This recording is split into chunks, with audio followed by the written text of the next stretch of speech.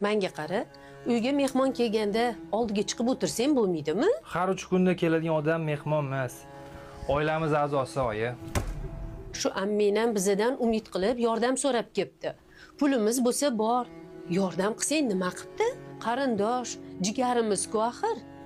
Xo'p, jigarimiz bo'lsa, unda nimaga faqat siz adamga yomonlardilar? Keyin kelib adam sizni nima qilardilar? Ayamasdan urardilar. Homilador paytingizda ham kalta yeganingiz esingizdami? Homilangiz tushib qolganda qancha licheni olib, больницаdan chiqmagansiz esingizdami, oyi? Hamma holatingizni men ko'rganman o'shanda.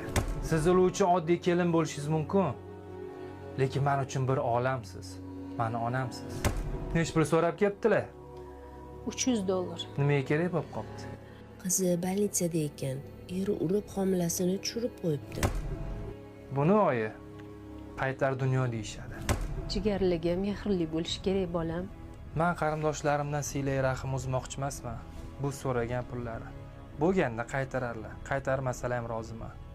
Lekin bir narsani bilib qo'ying. Mehr qozoniladi. So'rab olinmaydi oyi.